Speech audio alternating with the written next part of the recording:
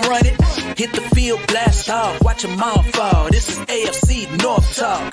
Got me hype, it's about to be a touchdown. Got the Ravens, Steelers, Bengals, and the Browns. Are you listening? It's time to get it hype. Tune in when the season poppin'. Yeah, we going live. Ay, knock 'em out. Ay, first down, going hard. Yes, indeed.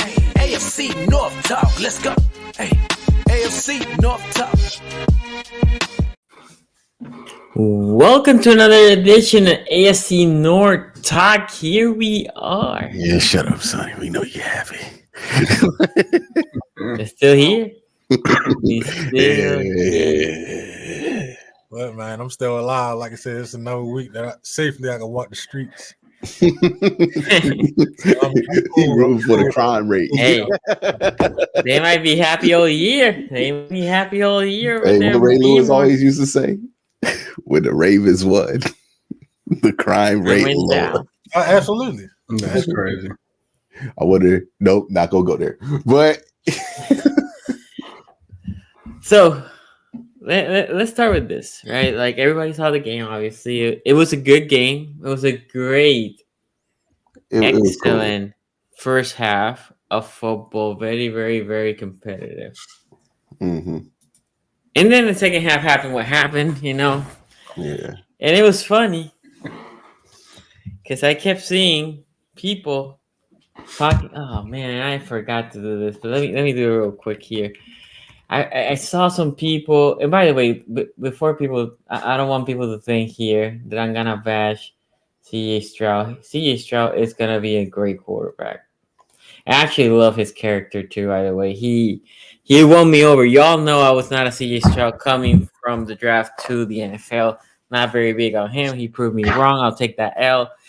When I'm here watching people on Twitter talking about C.J. Stroud is him during this game, like yeah, after he made that pass. Yeah, like he's carving. Saying he was him after he made that pass. Like he's carving this Ravens defense. C.J. Stroud, killing him. And I'm here watching. I think my TV broke it, man. Or maybe I'm watching a old game. I don't know what was happening because I'm not watching the same game. But not like this Ravens team did, and not for you to catch a straight here, Q. But the difference between this game and the Browns game was the Ravens consistently were able to put pressure on C.J. Stroud. Mm-hmm. This game has other layers, but if you want to resume everything in one, like what was the main difference? This Ravens team was able to produce pressure on C.J. Stroud like Cleveland couldn't, right? Like if we think about the corners that the Ravens have in this game, right? No Marlon Humphrey, so we came with Darby, Millette, and Stevens. Stevens, very underrated. People haven't talked about Stevens enough. I thought Stevens has had an excellent year.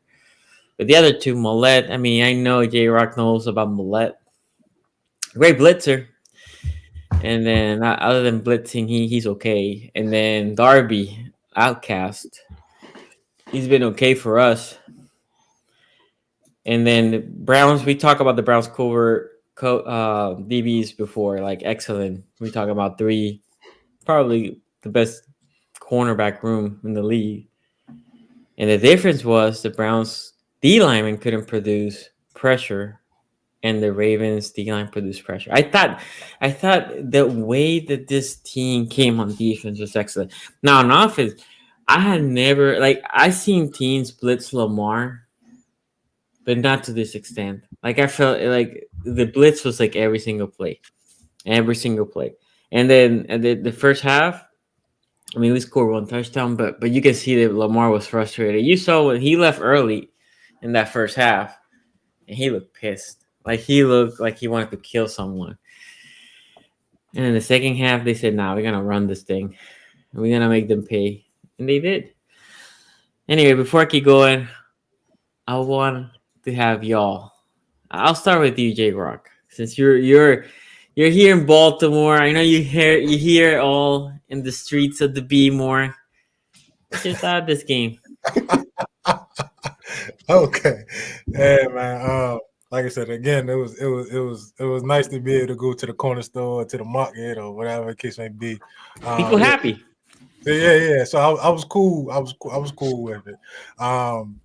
Yeah, I think they came out like you said. I was impressed with them by coming out saying how they was on defense. They pretty much put Stroud in his place, like you said, pretty much all game because of the pressure they was getting on him. They wasn't allowing him to really kind of sit back there in that pocket and get comfortable. They shut down that run very early, which was key and kind of like making them one dimensional and continuing to score, even though they went into halftime 10-10. The Ravens pretty much dominated the whole game. I mean, they controlled the clock by running the ball. They did a good job with that offensively. Like I said, shutting down. I think Kyle Hamilton going, be a little perturbed. You know what I'm saying? He missed an interception, potential interception that was, though. It was no turnovers in this game. So I'm really going to come down to who was going to control the ball, and be dominant on the line of scrimmage, and that was the Ravens. Like I said, it was kind of back and forth, but I mean, I really thought Houston may have had a chance after they got that punt return, for a touchdown. And so Steven Sims, who we had for a little bit, he did nothing like that on special teams. He made his offense. Yeah, I mean, like most Steelers, Steven Sims did his best work in the preseason. I mean, actually, he did his best work last year when we had him offensively. He made some decent catches last year to extend the drives. But I mean, like I said, that at that point before the half, Houston had a chance to kind of like go into the second half with the momentum, but it kind of like died out when they came out, and Baltimore got that good return, and they brought him back to almost half field. Pretty much after that, it was the LJ show. They started running. I think he got 2 of his rush touchdowns in the second half, and then he threw one to, was that likely? Yeah, the first one he threw was the Aguilar in the first half, and then once he got that second touchdown through to likely, it was pretty much a wrap after that. Over 200 yards offensively. I think LJ had 100 of those. So I mean, like I said, I mean they had three? I think they had 3 drives that was over 6 minutes. They had a 6-minute drive and 2 7-minute drives. So they've like really controlled the clock with the run. But yeah, like I said, once Lamar started scoring them touchdowns and started throwing it like that, it was pretty much over after that. And then Dalvin Cook comes in with the garbage time runs. But I mean, like I said, at that point, the game was over. They was efficient though. He was efficient when moving the ball. I think he had 8 carries for like 20-some yards, 23 I want to yards. say one of them runs wasn't garbage time. Like I felt like one of them iced out the game. It was in the first half when the game was still kind of up, up and up. Yeah, the first one was once they was up 24 points. Yeah, he came in. Yeah, so, let me get my time now. So he's only 28. Kudos to the Ravens. I want to see what they do next week against Mahomes, the coveted Mahomes and the Chiefs when they bring the Swifties to Baltimore. I think it was funny saying all the memes they had Taylor Swift in the hood. You know how they make the memes. Yeah. I saw it. It was funny. I thought it was funny, but like I said, I'm ready to see what that game looking like next week because I know it's gonna be a good one. Ace. Yeah, this was a dominant win by the Ravens. I thought in the first half, like J-Rock said, I thought it was a close game. And the one thing, like Sonny did say, is that the Ravens, even though they didn't sack C.J. Stroud, they were able to get pressure on him. And I think that was one of the things that was prevalent in this game. It just didn't seem like the Texans in the second half were able to get anything going. The Ravens were able to get their thing going. The thing that I couldn't understand, though, was like the man defense call against Lamar Jackson. Like, I just couldn't understand what they were thinking, dropping in the man without a spy on Lamar Jackson and wondering, why they were getting burnt with him on the ground. So that was kind of puzzling, I think, from that perspective. But there were things that Lamar, I think, did in this game, especially with him realizing, I think, at halftime that, this was something where his legacy was on the line. And I think the way that the Ravens came out in the second half proved that they were the better team. So, the Ravens went out there, they dominated against this team. They put up 17 points, I believe, in the fourth quarter. It went from being a game to like a blowout very quickly. Like it was like as soon as that second half started, it was a wrap. Like J-Rock said, I thought that Houston got some momentum on that kick return, but then they also, I believe, they missed the field goal or something like that as well. And I feel like whenever they missed that field goal, they just never really recovered from that. Baltimore's defense was just amazing. I mean, we can say like the stuff about CJ Stroud. CJ Stroud was one of the best quarterbacks in the league. I'm not biting my tongue on that. The Ravens defense just played a hell of a defense against him. And made him look like they've made a lot of good quarterbacks this season look pretty average, honestly. So kudos to Mike McDonald and his staff over there and the Baltimore Ravens defense for doing their thing and really clamping this offense in the second half. And they pretty much just played Baltimore football. And I mean, I think they mentioned it or during the game, Lamar said that he's not doing this thing where he wants to just psych himself out and live up to being this passer that people doubt him for, and he's just going to play his game. And I think that's what he did in this game. 100 yards on the ground for Lamar Jackson. I don't think we've seen him second guess himself in those situations where it's wide open field and he ends up throwing the pass instead of running. It doesn't seem like he's taking that approach this season, and I think that that's for the better of him and the Ravens offense. And I think the Ravens clearly right now look like one of the best teams in the NFL, and rightfully so. They've made it to the conference championship, so we'll see how things go, but they took care of business. Okay, I have a couple super chats, and then I'll go with your Q. Ravens Nation here says, you haven't faced CJ Stroud. That was from Ace. Then Ravens Nation also says, nobody but the Chiefs. That's Jamar Chase. And then it was Greg Roman in the playoff, not Lamar. That was from Ravens Nation. Okay, Q. Yeah, I think this game I looked at, I was like, okay, when I was watching the Texans, I was like, this team's just not going to be able to pull this off, right? There is a type of effort you need to have to be the team that pulls off the road upset in the playoffs. And the Texans from the start were making too many little mistakes, right? Like they had small chances to get themselves in a better position to get back into the game, but they kept, every time they crossed the 50, kept getting procedural penalties, couldn't get the ball off. And shout out to the Baltimore crowd. They showed up, they were loud. CJ didn't seem like he was ready for that, but this is where they look like a young team, right? The Texans look like a young, inexperienced playoff team. At home, it's a little different than on the road. They were on the road, and they just did not look like they were ready to live up to that moment. CJ had some moments in this game, but I also think he missed a lot of opportunities in this one, too. I don't think this was his best played game by far. And CJ's a good young quarterback. He'll be back up here. But if you're a Texans fan, I would also not assume it's the easiest thing in the world to just get back to that second round of the playoffs. Could be much more difficult than you anticipate. But yeah, CJ played well. He had, well, not CJ didn't, but CJ had a good season. I don't think this was a great game for CJ, and the Ravens defense had a lot to do with that. I mentioned on the preview to this game, hey man, the Ravens, they're going to confuse you, right? Like they're going to give you a lot of disguises, a lot of different looks, a lot of sim pressure, all of that stuff. And for a young quarterback in their first playoff game on the road, that's difficult, right, to handle. And then you have the environment, the weather factor, all of that. And this looked like it was too much for this Texans team. Small mistakes all game.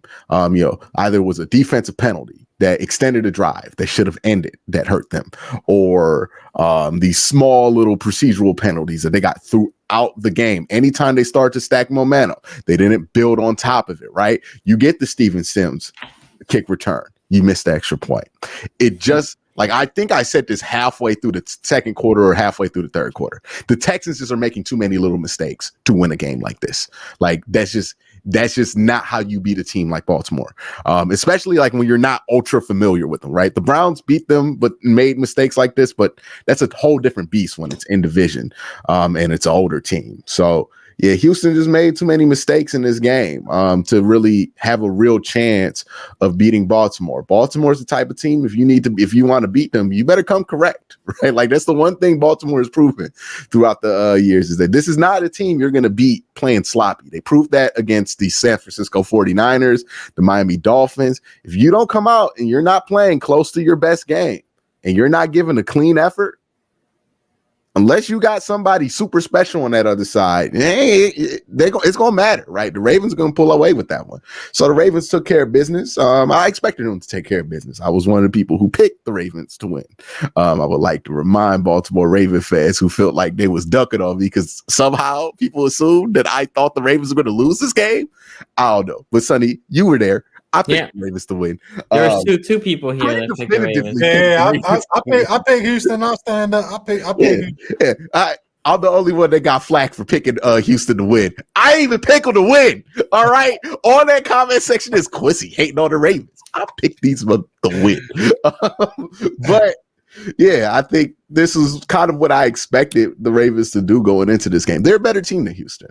The only thing I thought that could stop Baltimore was if Houston came in here, played a super clean game, and CJ Stroud could do some of the CJ Stroud stuff, right?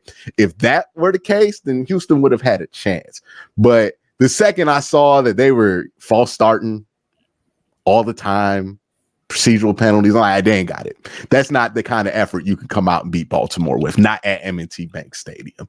They didn't have it. The crowd noise got to him. Yeah, I don't even think it's just the crowd noise. I think the moment got to him, right? Like, yeah, I mean, like when the crowd noise is there, you're going to have a couple of false starts, right? We see this every year. Having like 8 or 9 of them, that's the moment. That was too big. Crazy. Yeah, like that's not just the crowd. That's you just don't know what the snap count is because you're not locked in because the moment is too big for you, right? Because 1 or 2 times, yeah, crowd noise can get you, but once you switch it to a silent count and you're locked in and they're saying on 2, it's on 2. Like it's not that difficult to get it down. But 8 or 9, that's young team stuff, right? I'm not locked in. Oh my God, I'm playing the Ravens. Oh my God, that's Lamar Jackson. Oh wow, they're crazy right now. Like that's everything kind of you're not locked in. So yeah, it's kind of what I thought the Texans might ended up doing here. Again, super young team. We'll see now. Baltimore gets to play the Chiefs, and that's an exact opposite experience, right?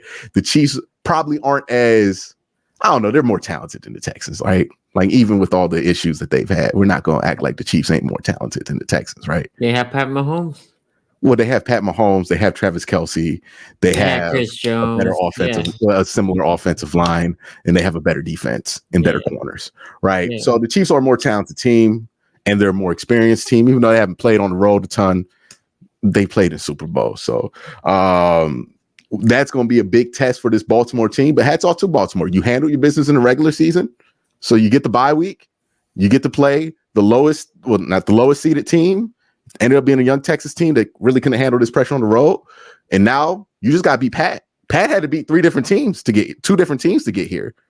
All you got to do is beat Pat and you're in the Super Bowl.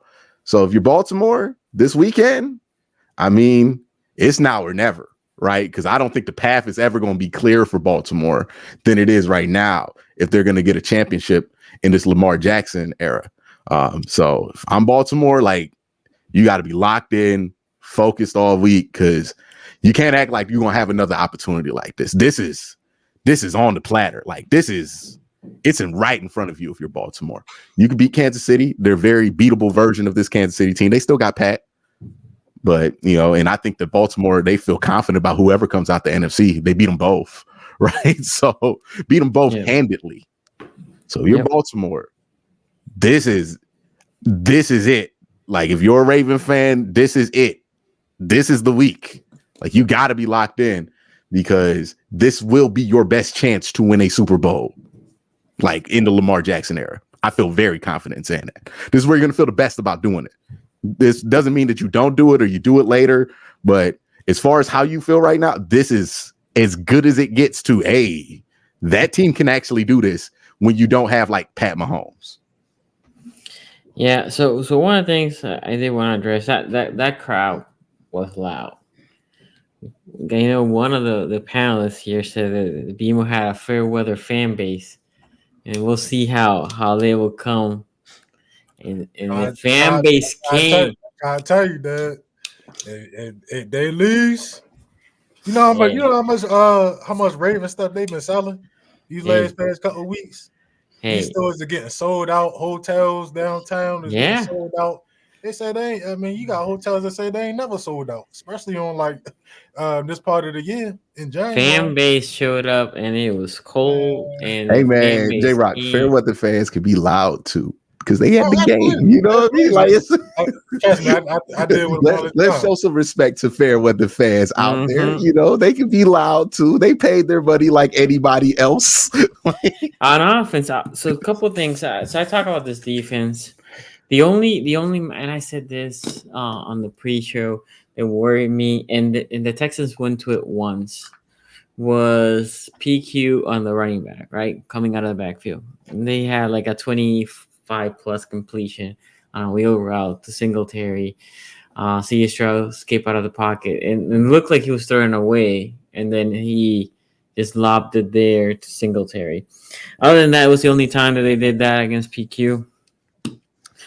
But on offense, I said that I did respect Singletary. I think Singletary is a good corner, but I thought Singletary was a non-factor in this game, or it was going to be a non-factor in this game, because I said, like, okay, if they want to put him on Flowers, then we'll throw it to Aguilar. We'll throw it to Odell. Or better yet, and I thought Andrews was going to play. I thought the tight ends was going to have a big game. But the reality is Lamar just distributed throughout the game, right? Zay Flower had a couple catches over Singletary. Likely had the touchdown catch over Singletary, right? But more than that, the Ravens, what they did was they took what they were giving them. Okay, you're not going to give me the long passes. Okay, cool. I'll take the short passes. Right? They were doing delay blitzes. They had a spy on Lamar, especially when Lamar started running. So they started the game because Lamar has not run as much throughout the whole year, right? Throughout the whole year, Lamar, as we saw versus previous years, he will have, as you said, a green field, and he will still look the pass, right? And he will still do that. But in this game, he saw, okay, so they're going to man and blitz me. I'm just going to take off. Then they start putting a spy, and that spy will just delay blitz sometimes, and he will still be able to take up. But that worked a couple times. But they were there. And then the running game started cooking too, right? Like Hill had a couple really good runs, and we had Gus Edwards that left the. He stopped playing at a certain point because he had a left hand injury. Even By Cook. the way, shout out Right. to Gus Edwards, man, because y'all been trying to replace him for like since 2020. Like it He's still feels here. like y'all been drafting replacements. Like we gotta get Gus out of here. Gus, like, nah, I'm running still backs here, get dog. injured. Their whole team get injured every year. So I mean, He was what? He was there with the original Big Trust Ravens, right? The 2018. That was his first year. Yeah. His first year was 2019, which is the year that we had Ingram. Mhm. That's when he came. Yes. I forget what one of those years has fooled me into drafting him in my fantasy draft every year since. Like, was it 2020? Like, where I'm like, oh yeah, he might be so. Probably 2020 because he showed in 2019 he can play. Anyway, so offensively, Lamar, in my opinion, was super efficient. He played well. He took what the defense gave them and ran with it. Play calling, say second half, how many fakes? That fourth down play that we called, that Lamar kept it, right? So they fake it on the play action. It was a Lamar keep with Stanley blocking on him, right? We ran it twice, one for a touchdown. Did we make a touchdown? Anyway, yeah, I think we made it for the touchdown the one time. Yeah, that was the one that he kept running. And then the other one was for that critical fourth down. Like the Ravens defense, if they play like they played on Saturday, they're a big problem. Like they're gonna be hard to defend because at this point in that game, Lamar was throwing darts and running effectively. Plus, the running game was effective, and the receivers were doing their thing, right? When the numbers were called, the receivers were doing their thing. The tight end likely played well when his number was called. And defensively, we go back to this. They were able to produce pressure with 4 or 5, right? They didn't have to do 7 or 8. They did it a couple of times, but it wasn't like the Texans were just blitz every game. They were able to create pressure with 4 or 5. And that is critical against a Pat Mahomes. You create pressure with 4 or 5. We have something here. Anyway, I thought the Ravens played a great game. I like what I saw from them, and I think Q, you have a point that this, of all the years for Lamar Jackson, feels like a year that you have all the pieces to win it all. Even 2019, when we rolled through the year, right? That defense wasn't as good as this defense. Offensively, you were hot, but the defense definitely wasn't as good as this year. And then when you were young, it was like Lamar's second year in the league. It was right? It was second year. Yeah, it was second year. So I mean, like nobody expects anybody to get to the Super Bowl or win the Super Bowl in the second year. Except my Hall of Fame quarterback. Cliff Kingsbury? No, I said except for my previous Hall of Fame quarterback. Oh yeah, I know you love the pass, but yeah, I mean, like he was young too. Like this just feels like, to me, it feels like this is you get opportunities even when you're a really good team. You get these opportunities to capitalize on, and you never know how difficult it's going to be to get back. Right? The Falcons haven't won a playoff game since they blew that lead to the Patriots in the Super Bowl. The Carolina Panthers haven't been back, right? Everybody thought they would be back after that game. They haven't been back since that Cam MVP season, haven't even won a playoff game since that Cam MVP season. And I'm not suggesting that you guys aren't going to win a playoff game or anything anytime soon, but it's like stuff happens every season. Yep. Things break your way, things don't. For the Ravens, and there's no disrespect to the Texans because they beat my Browns, right? So they're a good team. But for the Ravens, if their pathway is the Texans, the Chiefs, who are, we all admit, kind of on a down year, still the Chiefs, still Pat Mahomes, still got that championship DNA, not going to be easy. But this isn't one of those years where it's like, oh my God, it's the Chiefs, right? Like this is a Chiefs team that looks vulnerable. And then either the Detroit Lions, who you smacked, or who you smacked in M&T Bank Stadium, or it's the Niners. San Francisco 49ers, who you smacked in their stadium. Mm-hmm. There is no other, it's statistically improbable that you will have another year line up as well as this is for the Baltimore Ravens. I think the toughest thing in their way is the Kansas City Chiefs. I think that's going to be the big test. If they beat the Chiefs, they're going to win it all. But in my opinion, but that's to me, I'm like, this is why I think I hope they understand what's in front of them. And also, Pat feel like his legacy on the line a bit, right? Like people have kind of been doubting him out, and I've been talking about him. He becomes a 2-time back-to-back champion in the year that nobody really expects that of him. That's going to be something. Like it's going to be an interesting week to see where Lamar is at, because I think in 2018 or 2019, Lamar did not understand all of this, right? Like when you're young, like CJ Stroud and them, right? They got eliminated. What's the first thing they said? Oh, we're going to be back. Yeah. That's when Lamar Jackson got eliminated the last time he was out there. What, 2020, right? Yes. Getting back was not the first thing he said. He said you got to capitalize on these opportunities when they're in front of you, because you just don't know, right? And that's the thing with the Ravens. You don't know when you're going to get a chance, and the plate is going to look this nice, and it's a real hittable ball, right? You don't know when you're going to get this pitch again, and that's where I'm like, for the Ravens, looks like they understand this now, but it's hard to tell when you play in the Texans. The Texans aren't that experienced of a team.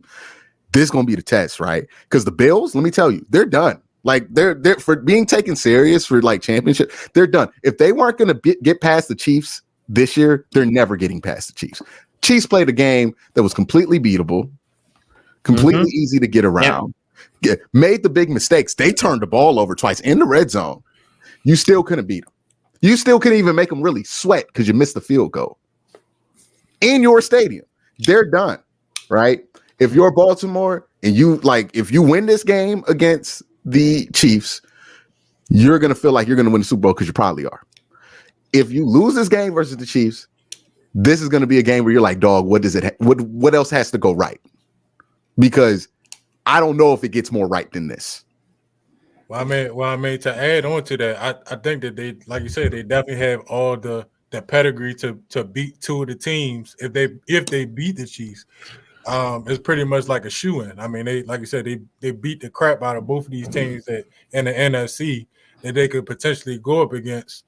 And with KC coming up, they look like the better of the teams, better of the two teams between them and KC. So I mean, they definitely had the advantage in that. The only disadvantage that Baltimore has is sometimes they beat themselves. And we've seen that in the regular season. Although this is the postseason, we've seen in the regular season where they beat themselves. And I mean, and just being a representative of my team, I can say in both the times where we beat them, they beat themselves versus Pittsburgh beating them. Yeah, you could argue that all of their losses that weren't the last game of the year. Like you can argue in that Cleveland game, they should have won that Cleveland game. The Indy game, they should have won that Indy game, right? But they didn't. They made some mistakes down the stretch. Also, both those games happened at home. It's weird. You're both your losses are on the road. No, 3 of the 4 losses were at home. Because Indy, we lost to the Steelers and we lost to y'all at home. Yeah, you can make the argument that they made some. So that's a good point there, J-Rock. Like I think sometimes the Ravens' biggest enemy is the Ravens. It don't look like that's going to be the problem, but you never know when that's going to be the problem, right? You never start the game thinking we're going to be in our own way. But yeah, that's a good point there too. But I'm not trying to make Raven fans more nervous than they should be, but I am pointing out hey. I'm not trying to make nobody nervous. I'm trying to continue walking outside. That's what I'm trying to do. I'm trying to be able to enjoy my leisures, be able to have fun, go out, see my little friends, whatever the case may be. I don't want no problems. By the way, J-Rock, I know you have Kingsbury behind you, right? Yes, sir. Make it happen. So don't make it happen. I'm just you know what I'm saying. I'm throwing a little something again. That's all. So breaking news: the Eagles. It up a little bit.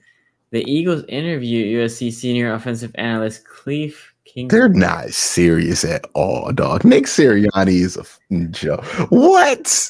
Yeah. What? Interview for their OC coordinator. Least serious franchise, man. So just an FYI, that's happening right now.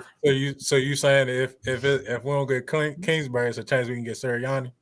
No, Sirianni's there. Yeah. Sirianni is in. Okay. It's for the OC job. Oh, okay. I think the league had it right on Sirianni. They took his assistants. You know what I mean? They felt like that wasn't about him at all. Like, hey, when your coach has success and the first thing a team does is coach every assistant on the roster, that tells me they don't have very much respect for your coach, dog. That was quick too, though. Yeah, it's the first year. The first year you had real success. They were like, hey, Jonathan Gannon, because that dude's a clown. He's not actually good, but those coordinators must be good if he's getting there, because that don't happen to no respected coach. It takes forever for people to hire the Ravens coordinators because they have so much respect for what John Harbaugh does, or even Mike Tomlin's coordinators. Like, those aren't usually stepping stones, but they don't respect your coach, dog. They'll just hire the coordinators the second you have a good season. And that's just, I don't know, man. I feel like the league tried to tell us something about Nick Sirianni. We have Super Chat here. Says, do you guys believe in the Super Bowl logo colors conspiracy? I don't know. It's probably one of those stupid script writing. I can't really say I do or I don't. I mean, it's a coincidence. What is it? Ravens and 49ers colors? It is. Yeah. It ain't. Okay. It's purple and red. Purple and red, yeah. Yep. So I don't know. I think it's a coincidence. There's not too many teams with purple, right? It's us and the Vikings, and that's it. Well, it's in Las Vegas, and they're doing an alien theme. Good try. That's why. It's not the Hulk. Yeah. green and purple. Nah, not that. Okay, so anyway, before we close it, we can talk very quickly what happened in the other games. The Packers almost pulled that game. I thought they were gonna win by Jordan the Love fourth gonna run on quarter. the max, baby. Yeah, I Jordan don't Love know if looked it's a great nice. idea, but he gonna get that money. Shout out to him, Yeah. man. Shout out to Aaron Rodgers. Made it for so he only had to play 1 year to get that money. Jordan Love should really appreciate the situation he's in. Yeah, she sent 10%. Mhm. Ace talk about Jordan Love all year, well, at least half a year, right? Ace and I mean, he looked nice against the Niners. Yeah, I mean, I think it sucks because he channeled his inner Brett Favre at the last minute there.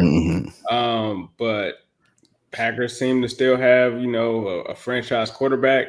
But I thought that was a missed opportunity for them because, we talk about and Q mentioned how winnable of a game the Chiefs one was, right? Like that was a winnable game for the Packers, and they just did not capitalize in the moment. And I thought it was funny because I fell asleep during the game. So I remember watching the game and then I woke up right when he threw the interception. But the thing that I remember constantly after the 49ers won, they kept like the announcers were going out of their way to talk about how they didn't really play a great game. Like it almost was kind of like the Packers ended up giving the game away. So I think from that perspective, it was just a missed opportunity for the Packers, right? And like Q was saying, when you get this far in the playoffs at this point, that is not the time that these young teams can kind of have those moments where they start sputtering because it's a situation where it's hard to get back there. And I think, Jordan Love, the 2 mistakes at the end that cost him the game. I mean, it is what it is. Somehow Brock Purdy gets away with more dropped interceptions. I think about what could have been possibly a drop pick 6 by Darnell Savage at the beginning of the game. Yep. That happens. And that was kind of a theme too. There were a lot of dropped picks just in general in these playoffs that weekend. But, it's tough for the Packers, but for the 49ers, it's kind of what I expected. I mean, I picked them to win the game. Jair Alexander did play, but, it basically the 49ers ended up taking care of business, and that's one of the reasons that they've been to the NFC Championship the last, 8 times? It's like a crazy record how many times they've been back to the NFC Championship. So not expecting crazy. They've only been to the Super Bowl once. Exactly. Like they've done that. They kind of did like what Andy Reid did back in the day with the Eagles. They always got to like the championship, but just could never really get to the Super Bowl. But it got something to do with that quarterback position. They could, but I mean, they're able to get back into this position. I think it's going to be interesting because now we got a new foe for them to take on. But it's a missed opportunity for the Packers. And I think the Packers team is going to be one that I kind of want to see where they go because they do have so much young talent around Jordan Love. You talk about the skill positions. However, it did seem like Jair Alexander today was kind of riding a farewell post. So where that team goes going forward is going to be interesting. Like, did Aaron Rodgers make the right decision? We'll have to see. But I think they had a pretty good season. At one point, they seemed like they were going to be out of the playoffs. Then the next thing you know, you're looking up, they're in the playoffs. They make a run. So they kind of were playing with house money, but it's still disappointing because the 49ers laid this one up for them to take advantage. They didn't. 49ers conquered, and they took care of business. Hey, man. Kind of Pittsburgh, Jair. Hey, talking about who looked like Brett Favre. Did you see that last possession by Baker Mayfield? The Bake Show? I was like, oh man, he trying to let his people get mad at me when I point this out. It is like it's some quarterbacks that when they play good, you get nervous, right? It is some like those are the good ones, right? When Lamar Jackson playing good, you get nervous as a fan watching Lamar Jackson start to. You like, oh shit, here we go, right? Lamar, Joe Burrow, Pat Mahomes, all those dudes on that level. Then there are quarterbacks that when they playing really good, you as a fan start to get nervous because he's on your team. Where you're like, man, Matt Stafford's really balling. Like, hey, Jared Goff ain't throw the interception in a month. Woo! Baker Mayfield looks great. Like, hey, look, you all know when I got nervous about the Browns playoff game, Sonny? When I looked up and saw that Joe Flacco was 20 of 24. I was like, oh no. It was almost perfect. Oh no. We're down 10 and he's 20 of 24. He's about to start throwing interceptions now. Like, it was due. Yeah. Some dudes come due. Some guys got that unlimited black card credit where they can just, like, Brock Purdy just do whatever he want. Them checks don't ever come due on Brock. Like, not as often as you need them to. But some quarterback, the bill comes due 2 weeks later, baby. On time, every time. And they got that ball to Baker Mayfield. It was that last drive. Everybody was getting all excited. And then I'm pretty sure the only people who did it were people sitting in this room because we done seen this before. Sonny, wait, don't that remind you of a couple of plays that happened with Baker Mayfield in that exact situation? Dude, I thought I was watching this game and I told my wife they're not winning. And she's like, no, but they're gonna score, so they score quickly. And I was like, nah, they ain't winning. I don't care what happens. They're not winning. So they're not getting the ball. And I'm like, nah, they're not winning. They're not. And then throws a pick. I'm like, damn, I saw him throw that pick to Mika Fitzpatrick like twice a year. I saw him throw that pick to CJ Mosley. Remember that clinched Ravens division win in 2018? And the kick the Pittsburgh Steelers out. J-Rock remembers that one. Y'all watched that in the stadium. Dog. Yeah, I remember that. I've watched him throw that pick so many times. And then people were like, man, he just locked on. I'm like, yeah, but he does it all the time. That's the one thing, man. That man gonna be that man. And there's no shame in that. He could be a good quarterback sometimes. He could be on a hot streak. It is what it is. But eventually we're going to catch up to what people in Cleveland have found out with Baker. Is that, hey, man, you can't have expectations on him. And if you sign him to a contract, you're going to have expectations. I wouldn't want to be the Buccaneers next year. And might not have Mike Evans. I'll take it. I heard they tight next year on their salary cap. Oh yeah, then they got to look. They have to pick the bait. There's really no justification to not pay Baker Mayfield after the way he played for you in a proven deal. Devin White. By the way, holler at me. You're talking about that, J-Rock, but I saw a jersey swap with Baker Mayfield in a Steelers color. No. Bro, no, yeah. No. I mean, it was a Baker reunite him. I ain't never seen that. Yeah. You know what? That's the program I'm on. You know what I mean? That's the new AFC North Talk Steeler torture. Baker Mayfield experience, baby. Are you ready for it? Because you know what? Y'all gonna be.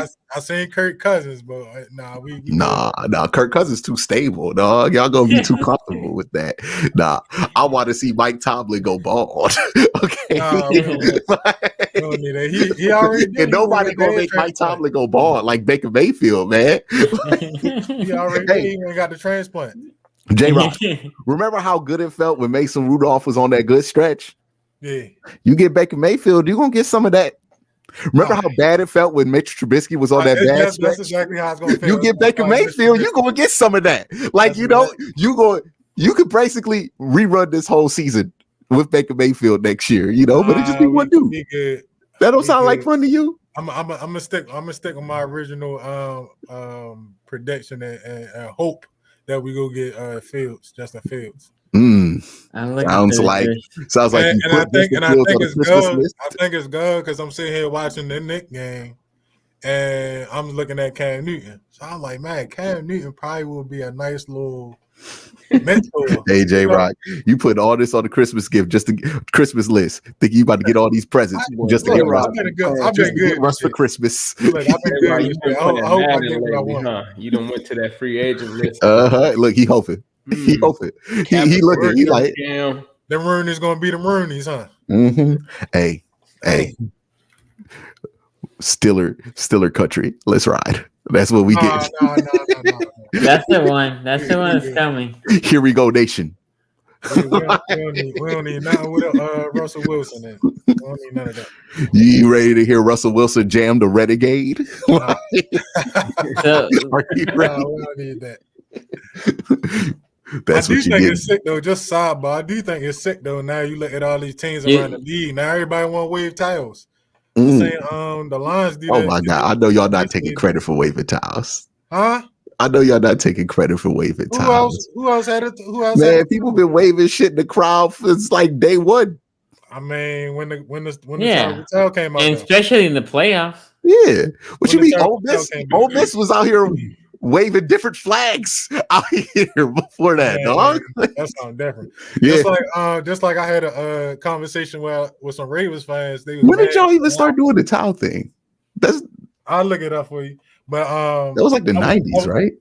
No, it was way before that. Myron Cope brought it out, I think, in like the 70s or something like that when they was going on that run. Nah. But I was having a Yeah. conversation with a lot of Ravens fans about the chant when they be like, Mhm.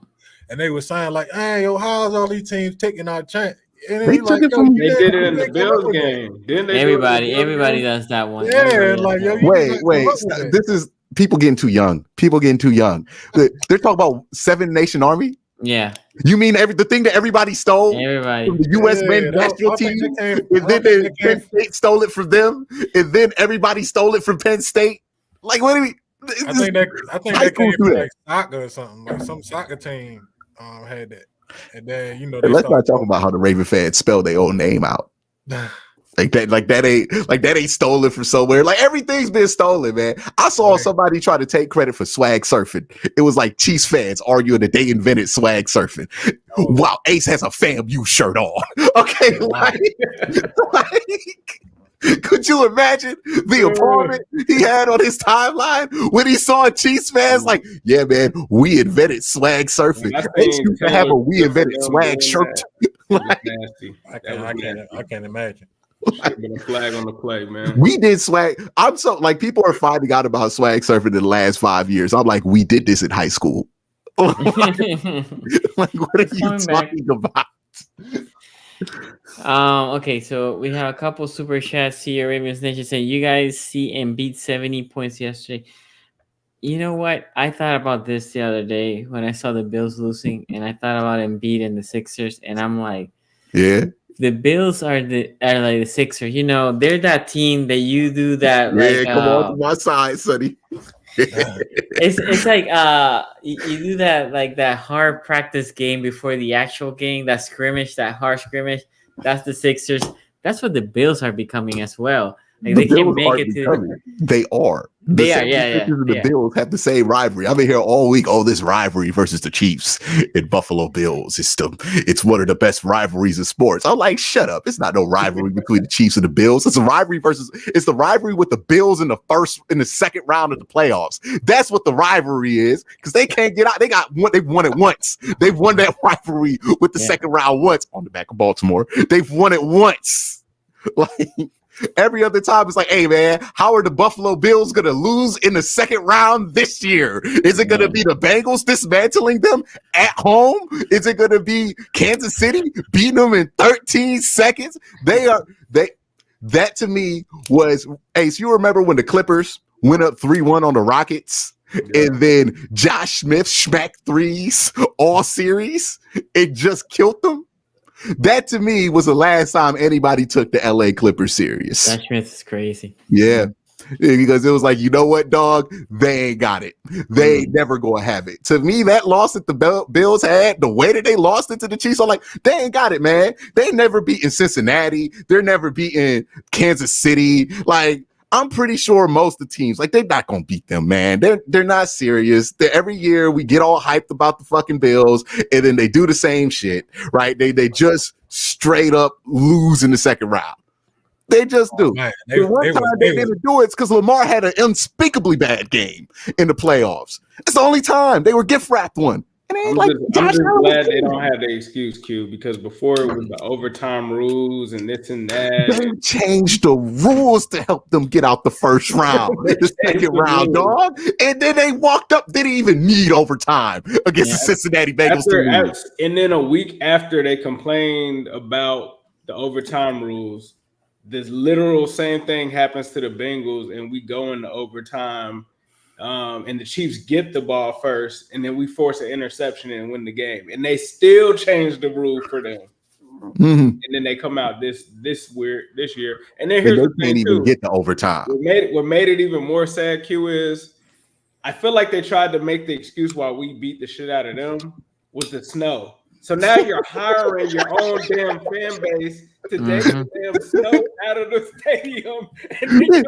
If we could only get rid of the snow. By the way, we're building an undomed stadium. Like, this is so unserious. Like, come on, dog. Like, okay, Buffalo, I'm done taking them serious. Like, I'm sorry. This is the third year in a row where last year everybody was on Buffalo's. They're the darlings of the media. Oh my God. They were just like, yeah, the Bengals are going to lose. They're going to get beat down. I mean, come on, it's snowing in Buffalo. And then the Bengals just like, they pulled out a key and unlocked them and just tore that shit apart at home. And then they had the nerve to make us believe in them again. And then Pat Mahomes is like, look at how much I don't got to do to win this game. Yeah, Miko gonna fumble this twice in the red zone, and I'm still gonna beat you. And I ain't even gonna have to sweat at the end. The only thing we got robbed for Tyler Bass missing that kick isn't overtime. It's another Pat Mahomes game. You think so? He had like a minute. 1:45 left. Yeah. Two Exactly. No timeout.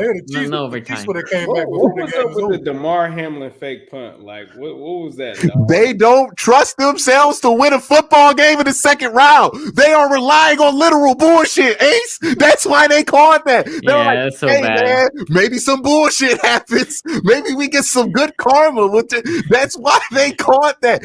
My boy Cole made the perfect point. He called this shit like it was a Disney movie. Like off this pure Disney movie vibes. They're unserious. Like they're just the Bills. I'm done taking the Bills serious. I'm putting them in the Chargers category to even when they make the playoffs. Okay, dog. Let me see them in the second round. I want to play them. I want them in the second. That they called that player that DeMar Hamlin was that slow. That was nasty. And the crazy thing is, personally, I love the hype because nothing did my heart better than to see all the fans crying on X on Twitter. Man, they lost. But that guy's a meme now. And then sidebar, the towel came out at 75. Marvin Cook was a sports announcer, and he did it to kind of like get the crowd into it in a playoff game against. Okay. In a playoff game against the Baltimore Colts. Okay, well that makes sense. You know what I mean? They needed to get these fair weather Steeler fans up and out of there, so they needed to come up with a free giveaway to get Steeler fans in the stadium. That makes sense. This was for clearing that one up, J-Rock. I was unsure of why they had that terrible towel, but now it's to get them terrible butts in seats. That makes sense. So George Devaney, shout out to you, and thank you for that super sticker. And then we also had Jackavelli. Okay, thank you. Also with a super sticker. I know it doesn't show up here. And then George with another donation with $2. And then we had Jackavelli here says, when Lamar loses, I'm gonna play all my single ladies. Beyonce? Yeah, I think because none of us won. That's what I'm assuming. Oh, right? Because we're ringless or because he's ringless? Maybe. There's a good joke in there, man. Just keep working on it. You're gonna get it. You're gonna get it. It really is a good joke in there. Yeah. George. The bones are good. I just don't think it was a good execution. Keep working on the play. You just, Taylor Swift joke. Oh my God. And then George here said, haters gonna hate, shake it off. By the way, that can activate the Swift. Your household must be torn this weekend. My what? Your household must be torn this weekend. Dude, let me tell you something.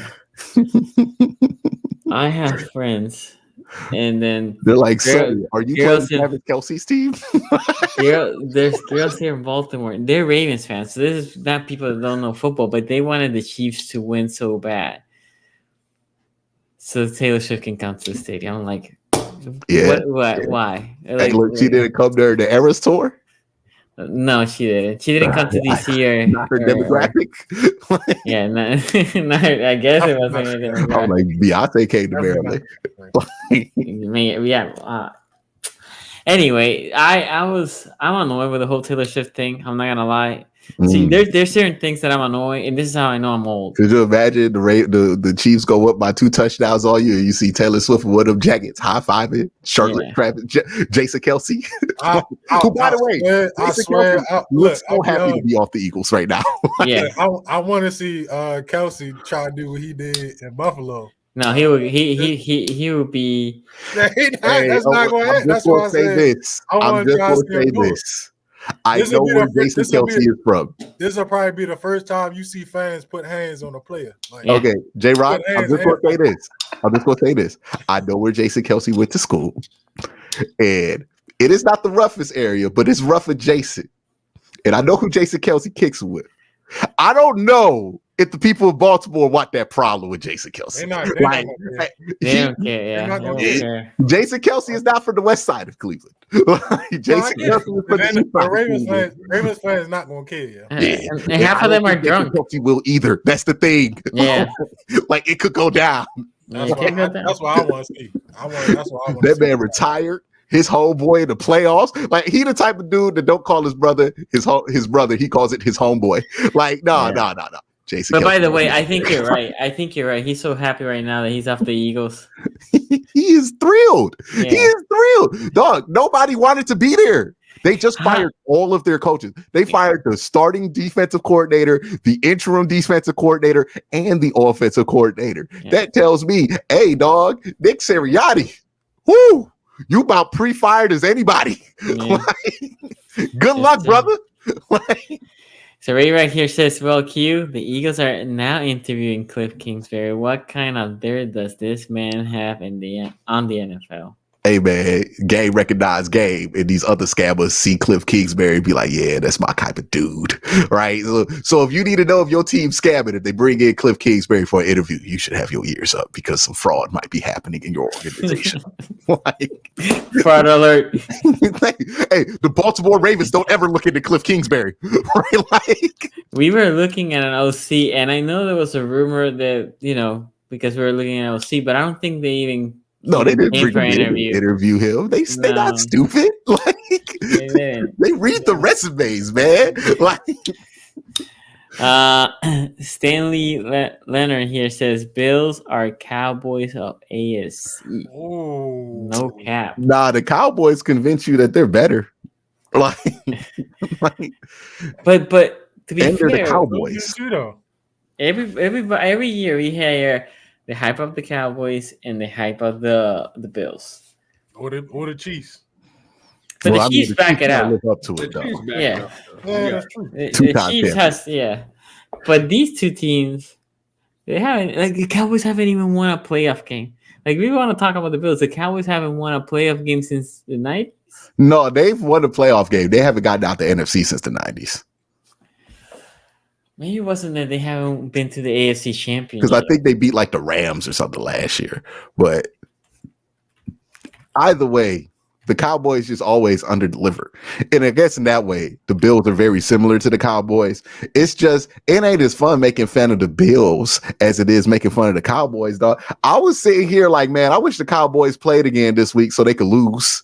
Like, it's just fun watching the Cowboys lose. Like, ain't nothing like when the Cowboys take a tremendous L on the timeline. You get all the best jokes, all the best roast. Like, I wish the Cowboys could play in the playoffs every week just so they could lose again. The crazy thing is, with the Cowboys, you saw when they lost how many fan base were like quitting on them, right? They were like done. They're not. Okay, this is the side that I wanted. To the ground. So you're right. They won 2 years ago, but it's been 29 years since the Dallas Cowboys beat Brett Favre and the Green Bay Packers in 1995 to be in the NFC Championship games. That was the last time they reached. I was gonna say that was the year we went to the Super Bowl. We played them in the Super Bowl. You know, it was a long ass time ago. If we talk about the Steelers being in the Super Bowl, there you go, yo, dude. That was the last time. Hey, we got one in the 2000s too. So we got one in the 2000s. So It's not the 95. It's the last time that they won an NFC championship game. It's the last time they went to the NFC I would championship. say the Steelers are more like the Cowboys in the AFC than anything else because that's I'm talking about something else. Well, what they have been disappointing, but they haven't had the same expectations. Well, that's not true. We can't. You can't say that because in that time we won 2 Super Bowls in that time. They have not achieved the playoffs, but I think I'm not comparing that. I'm saying the same way the Cowboys are the team in the NFC that you wish could be back every week so they could lose again because you just enjoy when that fan base is in pain. Nothing compares to a Steelers L. Nothing compares to a Steelers L in the AFC, man. Like because you're a Browns fan. Steelers could be good. Steelers could be mid. Steelers could be bad. Steelers lose a game on national TV. We show up on AFC North talk cheesing. Okay. Yeah. So does the rest of the NFL. One of our best shows was when the Bengals beat the Steelers with White Vic, right? Yeah, that's right. That was one of our best. Sometimes I just be sitting in my house and be like, yeah, that was a good show, man. Yeah. That was a good day. When the Steelers lost, that was good. White Vic, dog. Yeah. Like, that was a good day. And look, no franchise in the AFC is so popular, so well known, and so well fanded that gives you that much joy when they lose. Like, come on. What was the next big moment in the AFC North? Kenny Pickett gets drafted. Oh, yeah. They're still on me. They're still on me out there. You have to make this show pop like Steeler failures. Like, okay? Like, I get it. This is a brand built off the back of the Steelers, just like doing funny stuff, dog. What you said in the super chat? Haters gonna hate. Yeah. You guys thinking like Taylor Swift, J-Rock. Go ahead on, shake it off. Yeah, you know, look. The Steelers are important to the AFC in the same way that the Cowboys are, because man, we just like, I don't know what it is, but America love hating on the Cowboys, and they love hating on the Steelers. Like, there's just nothing like it. There's nothing like it, dog. Like, national TV, Steelers take a fat L. Oh, like, I knew my weekend was gonna get better after the Browns got blown out because I'm like, wait, the Steelers play. Like, they ain't beating the Browns. They ain't beating the Bills. Oh, we coming back. Yeah. Not only do they like talking down to them, but they be disrespectful to Pittsburgh. Mm-hmm. I mean, real disrespectful. Yes. On TV a lot of times when you look at the highlights, man, they will never put Pittsburgh highlights on there unless they beat a team, like, or they blow out a team that they shouldn't have beat, like the Bills or the Chiefs or something like that, and then it's more so on the Bills and the Chiefs not doing what they're supposed to do as opposed to us just blowing them out. You see what J-Rock doing right now? He acting like the Steelers don't get no media attention. Just like yeah. We don't get no Cowboy fan. We don't get no media attention. Put us on TV, man. Talk about Pittsburgh. They put the Steelers on TV all the time. For no reason. Y'all had how many national TV games, and people knew that Kenny Pickett was the quarterback to start the season, and they still. You had a lot of teams last year or this season that shouldn't have deserved as many prime time games. And most of the time, it was games the Steelers and we were like, dog, what are we doing here? Okay. Right here says, Q, I mentioned this earlier, but I'll ask the rest of the AFC North talk. Is Mike Tomlin almost at Marvin Lewis level of complacency at this point? J-Rock, I'll start with to add on to Ray Rag's point. Complacency when it comes to my bad, Q. Go ahead. But to add on to Ray Rag's point, I think the thing he's trying to point out here is that it's been since 2017 or 2017. Is that the streak since the Steelers have won the first round playoff game? Yeah. That's it. That's all I want to add. You go. Oh, okay. Yeah. As far as complacency, bro, like, I don't know where Marvin Lewis's level is, but Tomlin is up there. His meter done broke when it comes to complacency. I mean, not only complacent with, how they call the game, but I mean complacent with, being a just barely above 500 team, and not really taking it serious as far as like trying to make a playoff run. So as far as complacency, his meter done broke. Like he's past the complacency thing. And I mean, like, it's cool to be competitive. But if you're not trying to win, just go ahead. Just step off. Well, I mean, we love you. We appreciate you. You still going to be one of the greats because of 17 seasons of non-losing and 2 Super Bowl appearances. But We good on the complacency. We need to win. We want to win. Yeah. And we're used to winning. So I don't know if it is as bad as Marvin, right? Because Tomlin has had more success, but there's only so long that you can ride on your past success, right? Like it's getting to the point that you have to look Mike Tomlin's like, okay, so now you don't have 7, and 7 coming back. You are basically the de facto guy here. You've been here forever, so you have a lot of carry on the players that we get, and you are barely giving over 500 some years, right? You made the playoffs, okay, but Steelers brand is not just about making the playoffs. Steelers brand is more than that, right? As they like to throw out, we have 5 rings. They're 6. They're about winning the Super Bowl, or at least getting close to winning the Super Bowl. And Mike Tomlin hasn't sniffed that in a minute. Absolutely. So, Ace, you want to say anything about that comment? Which one you talking about? The Marvin, the Tomlin and Marvin. Tomlin being like Marvin. Complacency, what it's got to be like 17 years. I don't know. I mean, yeah. I wouldn't say that they're complacent, but for Steelers standards, I guess it probably would be Marvin Lewis levels of complacency based off of, the history of the Steelers. I think they are getting kind of complacent, which I remember saying that when they had Ben. I was like, so y'all just good with making the playoffs now? That's what they do in Pittsburgh? Y'all don't want to, like when they were trying to do the whole, we just want to end this Ben farewell tour. And I'm like, okay, I guess y'all don't care about championships anymore. Yeah. So, yeah, I don't know. We'll see. See what it is. We have one last super chat here from George says, Brown's choking remind me of the Bills without Captain America Josh Allen. We are the same team basically. So I'm assuming he's a Bills fan. The Browns choking? But yeah, that was like you talking Browns. The Browns didn't choke this year. Like I guess he's trying to reach and make a point that they say the Browns choked in the playoffs because they lost, but it's like, hey man, we threw Joe Flacco out there.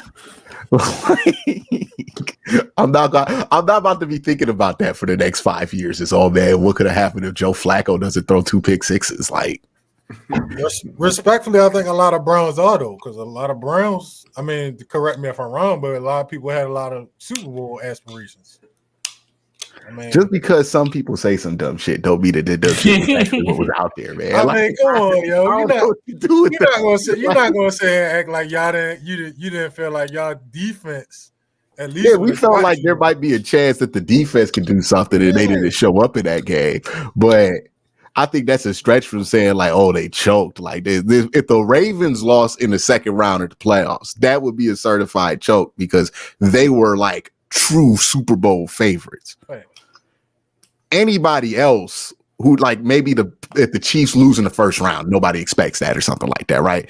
But like the Browns haven't even earned the right to have the expectation to be able to choke in the playoffs. Like if they make it next year and they have Deshaun and Nick Chubb healthy and like a relatively healthy team and they lose in the first round, yeah, choked, whatever, you call it that. But I mean, when they roll out Joe Flacco, they got backup tackles. Like you just kind of willing to get what you get out of that situation. And if you win, cool. If you lost, it is what it is. Like the injuries finally got you. So that's why I would say like, I don't think that people thought that the Browns' best shot was this year. I think they think the best shot for this team is next year. But we'll see. Okay, and with that, we'll leave it there. We're coming back this week to preview Chiefs-Ravens conference final. Should be a good one. Make sure you sub. I'm just getting warmed up for my "It's Pat Mahomes" speech. I know it's coming. I know it's coming. I don't know. I haven't heard it's like it was kind of flagrant last year where everybody was so enamored because they overhyped the Bills. So they were like, man, look what Joe Burrow did. And it was a lot of like Joe Burrow's going to dismantle him. He already beat him.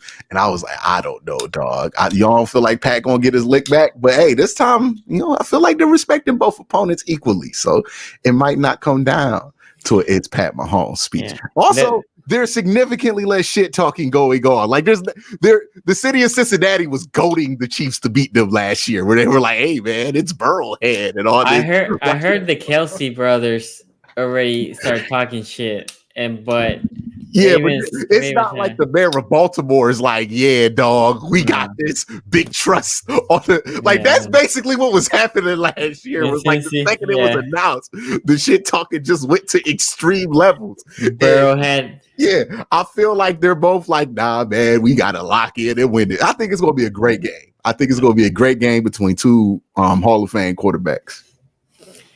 Okay, before we go, I guess one last super chat. I felt Harbaugh has been complacent till this year because he never allowed changes to happen until Lamar said enough is enough.